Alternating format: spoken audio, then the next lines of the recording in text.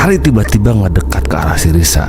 Si Risa ketakutan, panik, sekujur badannya kaku, sampai gak bisa ngomong sepatah kata pun. Semakin lama mukanya si Sari semakin dekat sama si Risa, sampai Risa ngerasa ada sesuatu yang nimpa badannya yang bikin dia gak bisa bergerak sama sekali.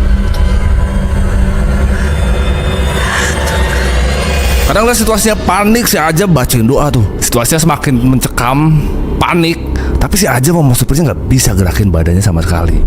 Ngelihat situasi Risa yang semakin terancam, Ajam berusaha untuk bacain doa dan juga ayat-ayat suci Al-Quran. Karena ngerasa udah gak kuat, akhirnya si Risa pingsan.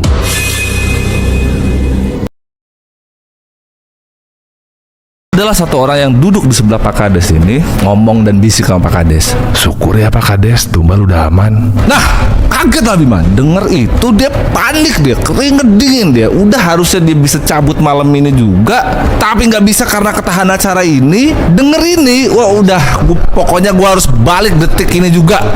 Pak Kades nengok ke belakang dia, ngelihat gelagatnya Bima yang begini. Pak Kades cuman kayak senyum, nah, gitu. Tapi yang dirasain Bima udah nggak jelas lah. Nah karena dia ke gap gini sama Pak Kades, pamitlah dia sama Pak Kades. Izin Pak, Bima mau ke kamar mandi bentar gitu. Diiyain sama Pak Kades, tapi ngiyainya kayak dia cuman senyum aja gitu. Tapi senyum jahat gitulah, kayak orang yang udah tahu gitu. Rian lah mulai panik ketika titik GPS-nya si Aldi ini berhenti. Nah berhentinya itu tepat di Katuan Larangan. Katuan Larangan itu kayak area terlarang yang dibilang Pak Isu kemarin. Nah, semakin khawatir lagi karena titiknya ada di sana berhentinya. Terus nggak jalan lagi, bener-bener hilang. Ngelihat koordinatnya Aldi hilang, khawatir dia. Khawatir tapi takut gitu. Maksudnya ini gue samperin si Aldi ke titik terlarang tersebut, tapi gue juga ragu nih mau ke sana ntar terjadi apa-apa lagi. Karena semakin larut, Rian lah mulai kepikiran ini Aldi nggak balik-balik. Ini kalau emang maghrib emang belum selesai, mungkin agak di tengah-tengah kebingungan dia nyari aroma yang aneh itu, kedenger suara yang persis banget sama yang dia denger sebelumnya tuh.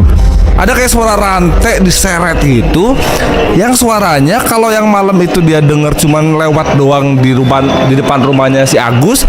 Ini kayak seakan-akan suara itu makin lama makin deket, makin kedenger, tapi berhenti loh di rumah Agus.